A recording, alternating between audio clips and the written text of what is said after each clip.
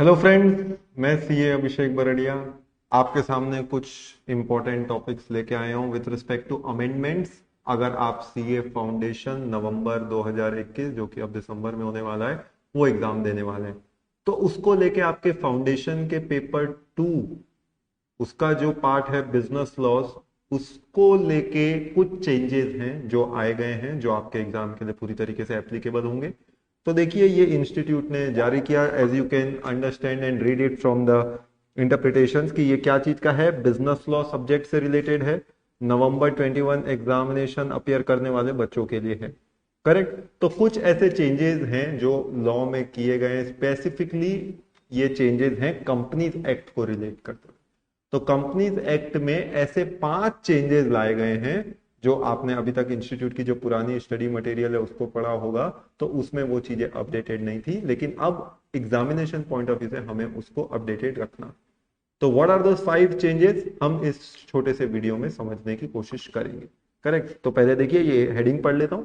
For November 21 examination paper 2 है आपका जो है बिजनेस लॉस, कुछ सिग्निफिकेंट अमेंडमेंट्स किए गए हैं अप टू 30 अप्रैल। जैसा आप जानते हैं, कोई भी लॉ के पेपर में 6 महीने पुराने तक के चेंजेस एप्लीकेबल होते हैं, तो नवंबर के लिए 30 अप्रैल वो कट ऑफ डेट होती है। तो 30 अप्रैल तक के जो भी चेंजेस होते हैं वो एग्जाम के लिए एप्लीकेबल होते हैं। अब आपके लिए कौन कौन से वो चेंजेस थे, वो इंस्टीट्यूट ने इस मीडियम से आपको बताया है। तो students are advise to refer study material, जो अक्टूबर 20 एडिशन है इंस्टीट्यूट का, वो तो आपको देखना है, पर उसके एडिशन में कौन कौन से चेंजेस है जो आपको देखना है। तो जैसे मैंने बताया था, 5 चेंजेस हैं, और यहां पे आप देखिए वो चेंजेस को विद पेज नंबर वाइज भी रेफरेंस दिया, ताकि आप उसे अपने स्टडी मटेरियल से कोरिलेट भी कर सके। आइए इन पांचों को डिस्कस करते हैं वन बाय वन।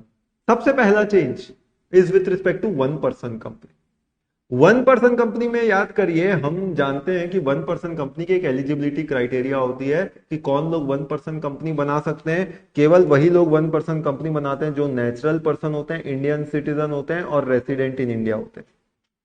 और रेसिडेंट इन इंडिया का मतलब हम क्या जानते थे, जिसका इंडिया में पिछले साल प्रीसीडिंग फाइनेंशियल ईयर में जो इंडिया में कितना रहता था, 182 डेज या उससे लेस।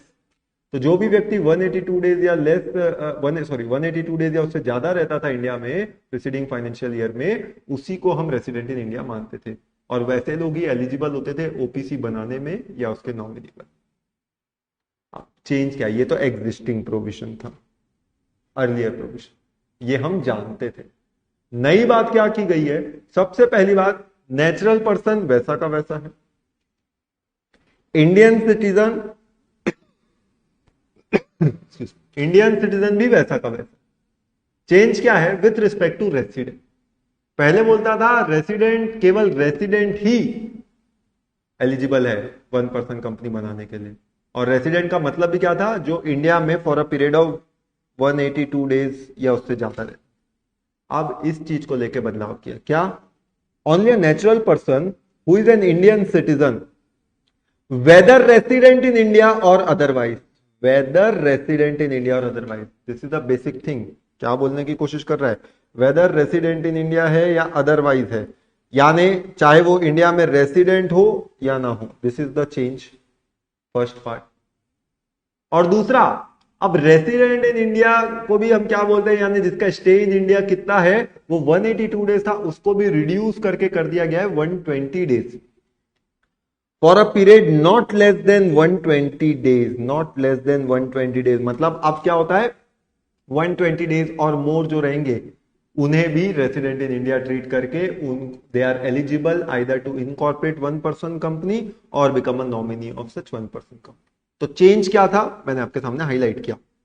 ओल्ड प्रोविजन के कंपैरिजन में पहले केवल रेसिडेंट वाले कर सकते थे, अब चाहे रेसिडेंट हो चाहे अदरवाइज, जो इंडिया में पिछले फाइनेंशियल ईयर में 120 दिन या उससे ज्यादा रहता है वो एलिजिबल है 1 पर्सन कंपनी बनाने या उसका नॉमिनी बनने के लिए। और जो रेफरेंस है, वो रेफरेंस आपका रेलिवेंट स्टडी मेट का रेफरेंस पेज 5.10 है। यानी मैं आपको स्टडी मेट से भी अगर को रिलेट करते हुए चलूं, तो देखो 5.10 में अगर आप आएंगे तो ये देखिए 5.10 ये आपकी स्टडी मटेरियल का एक्सट्रैक्ट था, this are the relevant changes.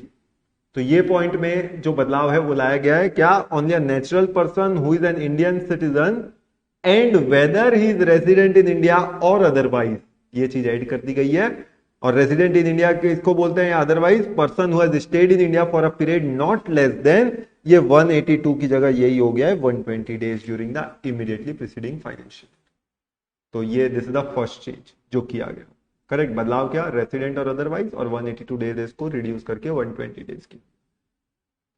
Second change भी 1% कंपनी से रिलेट करते वही किया गया है, दूसरा चेंज भी इसी से रिलेटेड है। याद करिए, जब हम 1% कंपनी के कन्वर्जन की बात करते हैं into other forms of company either private or public, तो लॉ पहले क्या बोलता था, पहले बोलता था कि भैया जो 1% कंपनी नई नई बनती है 2 साल तक तो वो कन्वर्ट नहीं हो सकती into private or public, unless वो दो में से कोई एक बात होती थी, या तो उसकी पेड अप कैपिटल लिमिट को क्रॉस कर जाती थी या उसका टर्नओवर लिमिट को क्रॉस कर जाता था। यही वाला पॉइंट था ना कि 1% company can not convert voluntary into any kind of company unless 2 years have expired from date of incorporation except where the paid up share capital is increased beyond 50 lakh or average annual turnover during the relevant period exceeds 2 crore। यही provision था, इसे काट दिया गया, हटा दिया गया law से। इसका मतलब क्या इंप्लीकेशन होगा कि अगर अब मैं 1% कंपनी बना रहा हूं आज और मैं कल उसे कन्वर्ट करना चाहता हूं इनटू प्राइवेट पब्लिक, मैं कर सकता हूं, कोई रोक टोक नहीं। करेक्ट, यानी पहले जो एक लिमिटेशन थी कि 2 साल तक आप कन्वर्ट नहीं कर सकते अनलेस दो में से एक ग्राउंड्स पे आप फॉल करते हो पेड अप कैपिटल या टर्नओवर वाले, तो आपको कन्वर्जन को लेकर रेस्ट्रिक्शन थी, this has been omitted, deleted. तो अब इसको लेके कोई क्लॉज अप्लाई नहीं होता।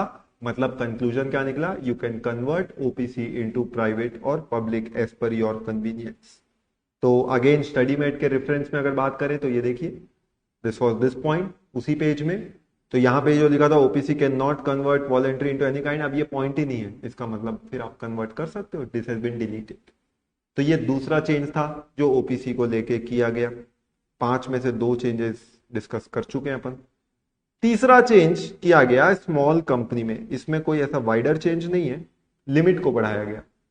अब स्मॉल कंपनी याद करिए, स्मॉल कंपनी के बारे में हम क्या देखते थे, अगेन वो पेड अप कैपिटल जिसकी होती थी 2 करोड़ या उससे ज्यादा और टर्नओवर जिसका होता था 20 करोड़, यही किया गया है, ये लिमिट बढ़ाई गई है। Paid up capital shall not exceed 2 crore and turnover 20 crore।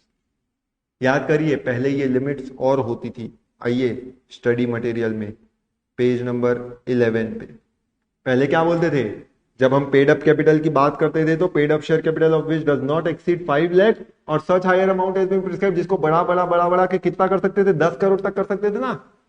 तो ये 50 लाख को ही बढ़ा के गवर्नमेंट ने 2 करोड़ कर दिए, यानी अब पेड अप कैपिटल 2 करोड़ और such higher amount has been prescribed which will not exceed 10 crore हो जाएगा।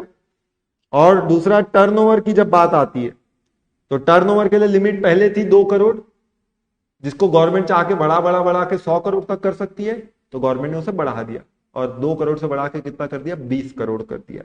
करेक्ट, तो अब स्मॉल कंपनी क्या बन जाता है, स्मॉल कंपनी मतलब जिसकी पेड अप कैपिटल 2 करोड़ या उसके अंदर होती है और जिसका टर्नओवर जो है 20 करोड़ या उसके अंदर होता है, ऐसी कंपनियों को स्मॉल कंपनी बोलते हैं।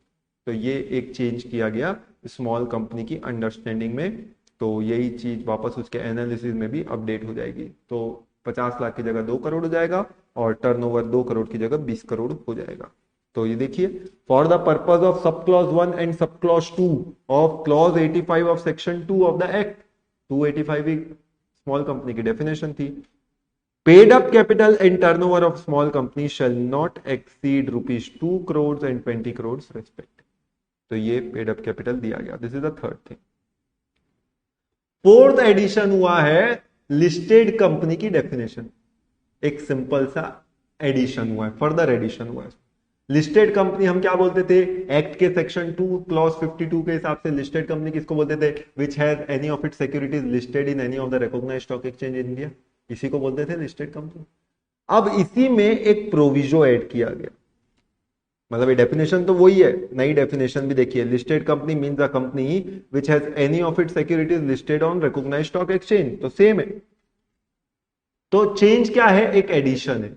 अब वो एडिशन में क्या बताया गया कि अगर कुछ क्लास ऑफ कंपनीज जो अपनी कोई एक पर्टिकुलर सिक्योरिटी लिस्ट कराना चाह रही है या उस प्रोसेस में है, अगर वो सेबी से कंसल्ट करते हैं और सेबी बोल देता है कि वो लिस्टेड की कैटेगरी में नहीं आएंगी, तो ऐसी कंपनियों को लिस्टेड कंपनी नहीं बोलते।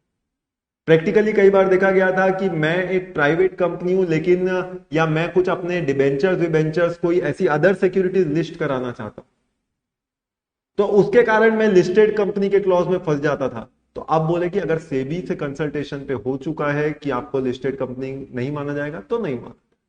तो ये एक एडिशन है क्या, provided that such class of companies which have listed or intends to list such class of securities as may be prescribed in consultation with Securities Exchange Board of India shall not be considered as listed companies। तो अगर सेबी बोल दे तो उसको listed company नहीं मानेगी। तो ये एक एडिशन है जिसका रेलेवेंस आपको मिलता है आपके स्टडी मटेरियल के पेज नंबर 5.14 में दोस्तों। तो यानी 5.14 में जब आप आएंगे तो ये देखिए, ये लिस्टेड कंपनी की जो डेफिनेशन थी इसी में आपको ये चीज फर्दर ऐड कर देनी है। तो जो डेफिनेशन थी वो तो है ही, उसके साथ ये प्रोविजो ऐड हो गया कि such class of companies which have listed or intends to listed securities in consultation with SEBI shall not be considered as listed company. तो प्रोविजो में डाला उसके, ठीक। तो ये फोर्थ चेंज था जो आपके एग्जाम के लिए रेलिवेंट है। और पांचवा और अंतिम चेंज किया गया है एक तरीके से सेक्शन 8 कंपनीज की पेनाल्टीज को लेके। अब पेनाल्टी का प्रोविजन क्या था, तो देखो पुराना प्रोविजन क्या था, if a company makes a default in complying with any of the requirements laid down in this section, company shall be punishable with fine varying from 10 lakh rupees to 1 crore. Company पे fine लगता था 10 लाख से 1 करोड़ तक का। And directors and every officer of the company in default shall be punishable with a imprisonment for a term which may extend to 3 years or with a fine from 25,000 to 25 lakh rupees or both। ये director या officer in default पे सजा होती थी, कम से कम 3 साल की सजा विच में एक्सटेंड टू 3 years, या फिर फाइन लगा दिया जाता था 25,000 से 25 लाख तक का, या दोनों, सजा भी और फाइन भी। And where it is proved that affairs of the company were conducted fraudulently, every officer in default shall be liable for action under 447 which deals with fraud। और अगर fraudulent activity है तो 447 में एक्शन होता था। तो ये तो हम जानते हैं, ये ओल्ड प्रोविजन था। अभी नया क्या है, नए में ये जो जेल वाली बात है, imprisonment for a term which may extend to 3 years, ये हट गई। अब पढ़ो नया प्रोविजन क्या बोलता है। If a company makes a default in complying with any of the requirements laid down in this section, the company shall without prejudice to any other action under the provision of this section, बाकी जो action होने वो तो हो सकते हैं, but without harming those sections, he shall be punishable, यानी company shall be punishable with fine not less than 10 lakhs rupees but which may extend to 1 crore rupees। पहले भी वही था, कम से कम 10 लाख, ज्यादा से ज्यादा 1 crore. And the director and officer of the company in default shall be punishable with fine not less than 25,000 but extend to 25 lakh rupees। पुराने में भी वही था, बस पुराने में और क्या था, सजा का भी प्रावधान था ना, 3 साल की सजा हो सकती थी, उसको हटा दिया। फिर आगे वही कि अगर वो फ्रॉडुलेंट काम करोगे तो 447 में एक्शन हो जाएगा, provided that when it is proved that affairs of the company were conducted fraudulently, officer in default shall be liable for action under 447। तो यही आपके स्टडी मटेरियल से फाइनल अगर मैं आपको रेफरेंस दूं तो ये आपको मिलेगा पेज 5.15 में, जहां हम सेक्शन 8 के बारे में पढ़ते हैं। तो ये 5.15 में आप देखिए, ये जो पेनाल्टी पनिशमेंट कॉन्ट्रावेंशन का है, तो इसमें जो ये imprisonment for a term which में एक्सटेंड टू 3 years था, कट गया एक तरीके से। तो अल्टीमेटली आपके एग्जामिनेशन पॉइंट ऑफ व्यू से ये कुछ 5 चेंजेस हैं इंपॉर्टेंट जो रेलिवेंट होंगी, ध्यान रखिएगा। उम्मीद करता हूं आपको ये छोटा सा वीडियो पसंद आया। Thank you.